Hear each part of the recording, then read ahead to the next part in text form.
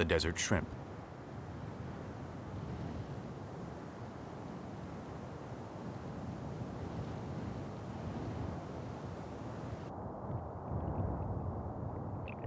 These tiny crustaceans haven't changed in 300 million years.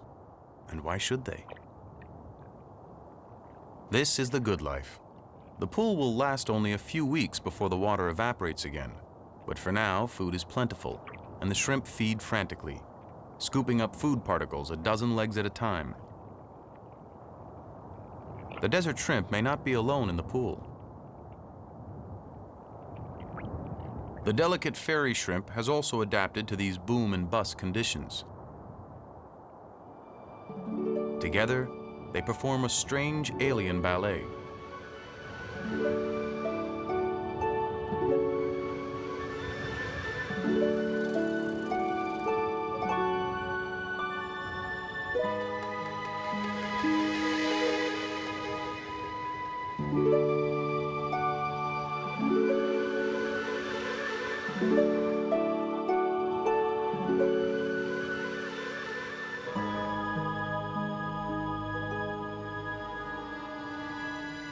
It looks languid, but the race is on to breed and lay the next generation of eggs before the temporary home dries up. When it does, the shrimp will die.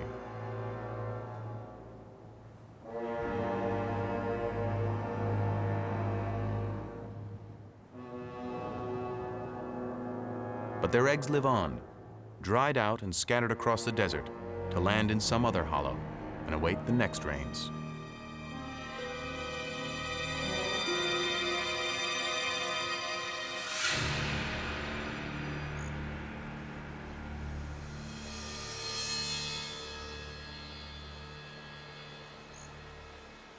Not far from Death Valley, in the Sonoran Desert, the massive saguaro cactus has also learned to live for long periods without water, and almost every creature in the neighborhood depends on it.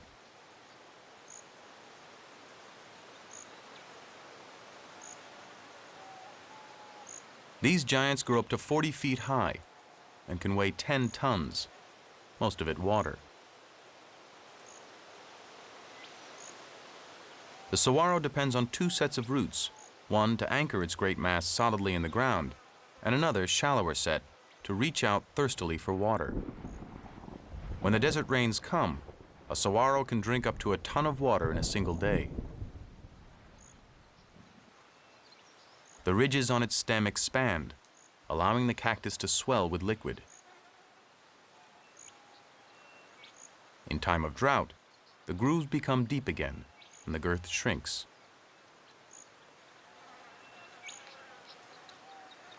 The thorny spines hold a layer of still air close to the plant, reducing water loss by evaporation.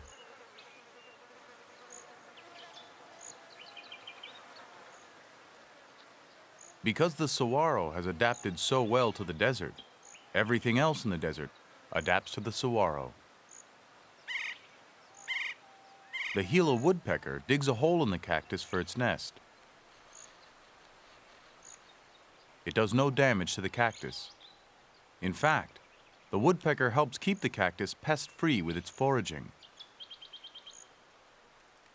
To protect itself as it probes among the spines, the woodpecker has tough, horny plates on its legs.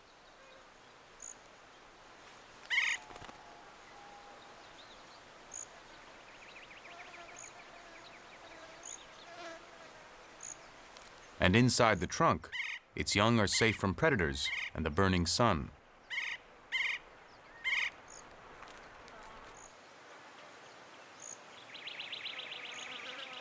Once the woodpeckers have moved on, the abandoned holes become homes for other creatures.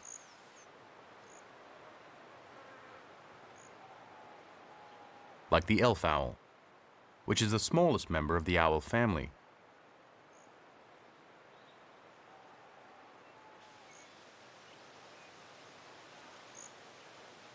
Frost damage makes the base of the cactus brittle and easy to burrow into. A cozy home for a pack rat.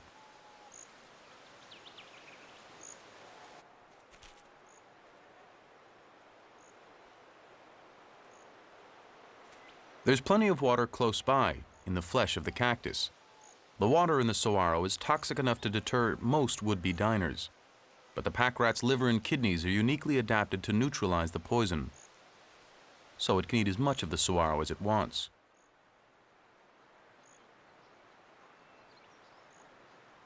For the pack rat, the saguaro is the perfect host.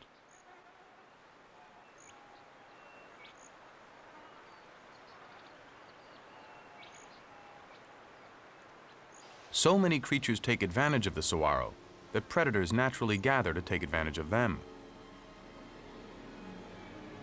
One of the strangest is the Gila monster, a lizard 2 feet long which lumbers around the desert floor searching for bird eggs and other small prey.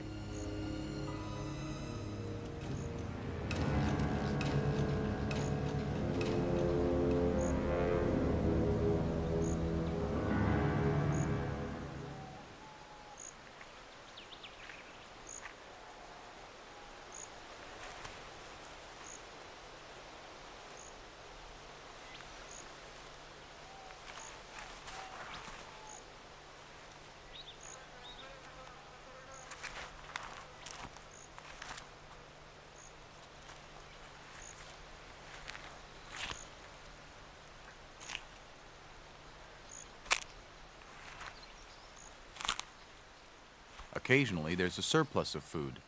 Like every other creature in this harsh desert world, the Gila monster cannot afford to let a good thing go to waste. So its tail actually expands to twice its normal size to store the extra food as body fat. Every creature out here has adapted somehow to the extreme conditions of the Sonoran Desert, so the extraordinary saguaro cactus teems with life, even in the heat of day. And that's nothing compared to what happens when the sun goes down.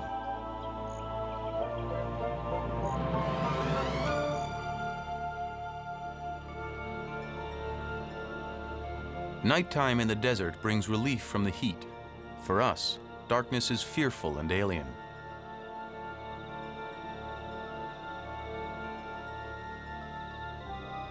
We need the sun to make vitamins to fend off disease, to help the brain regulate our patterns of eating and sleeping, and to chase away the strange demons that trouble our dreams.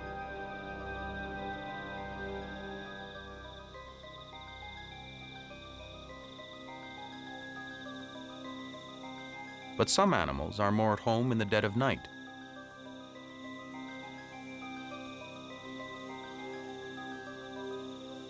They come out to partake in an extraordinary desert event.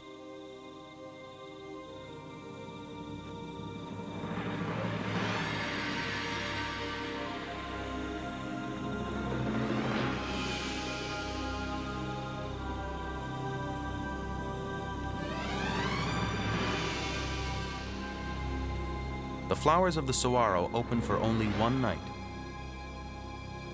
As they unfold, bats stop to drink the nectar.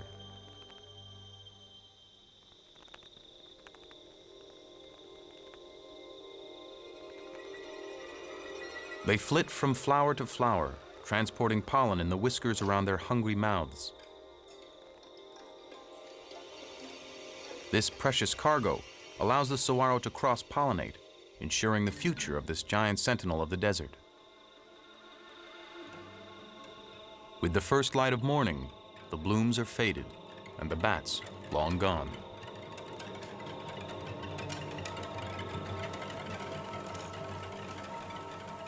At Bracken Cave near San Antonio, Texas, Mexican freetail bats are returning to their roost. Somewhere in this multitude, the anxious mothers have left their young. To find them in total darkness, the bats depend on their extraordinarily sensitive hearing. These bats hunt with the sonar technique called echolocation. They send out a series of clicks and calls of different frequencies and register the returning echoes, enabling the bats, in effect, to see in the dark with their ears. This sensitive hearing also allows a mother to locate the individual call of her offspring to within a few feet. Once she's landed, she must scramble over dozens of babies until she finds her own.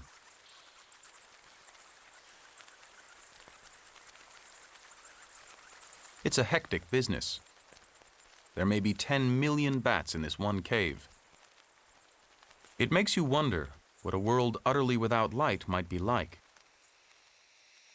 In Sabah, a state in northern Borneo, there is just such a dark world.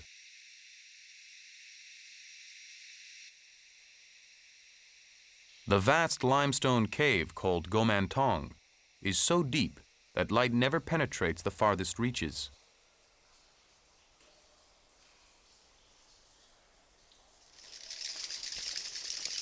This pitch-black cave is home to a large colony of tiny birds called swiftlets, which nest high up on the cave walls.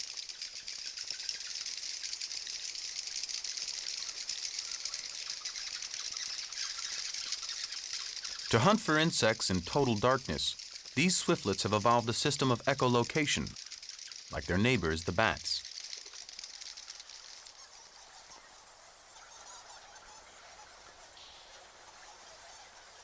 The swiftlets and the bats alike send their guano raining down on the cave floor, where another whole community of life thrives in the darkness.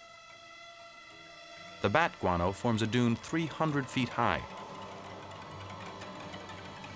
and feeding on it are millions of tiny cockroaches.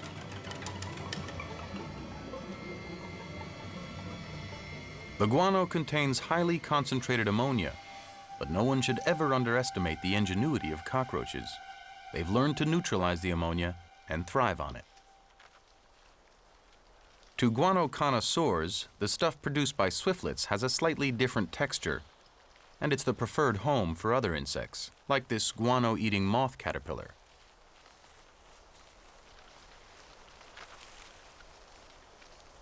A small freshwater crab, a scavenger from outside the cave, also feeds on the guano, and on the swiftlets themselves, if they are unlucky enough to fall to the cave floor.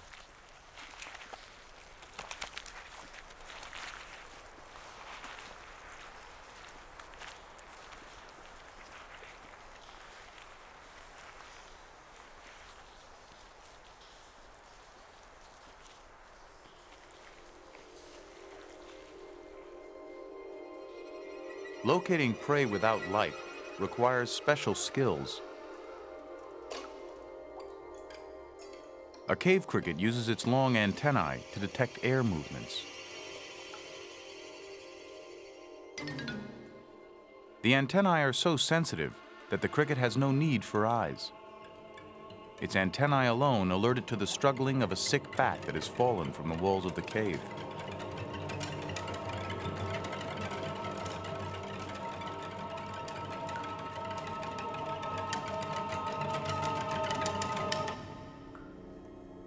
Other insects are less active in their feeding habits.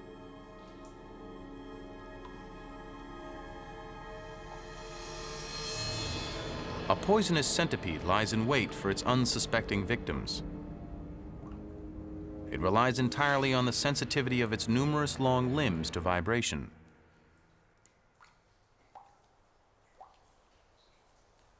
A peculiarity of cave dwellers is their lack of pigment. The racer snake, which can grow more than 6 feet long, is almost pure white. Evolution is an economical process, and there's no point wasting energy to produce color in a world where no one can see it.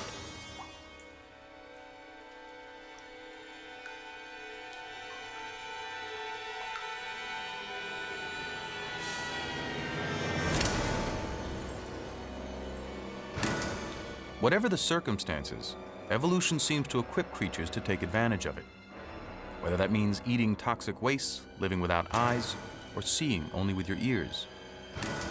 And so every environment teems with highly adapted life forms, from the bottoms of our deepest caves to the opposite extreme, the peaks of our highest mountains.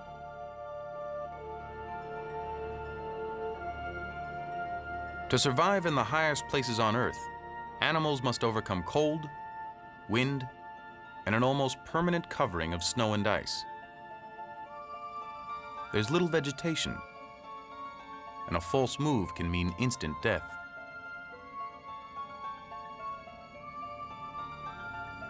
There's hardly even air to breathe.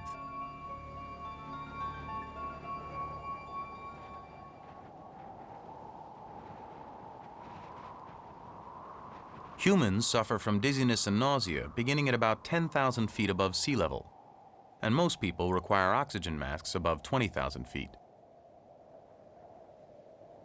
There are animals, however, which take all this in stride. Mountain goats spend all but the coldest months of the year high above the tree line.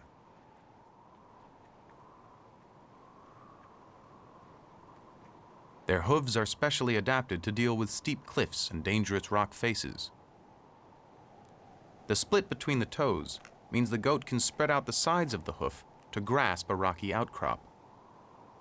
The goat can also wedge its hoof securely in a fissure, like a mountain climber's piton.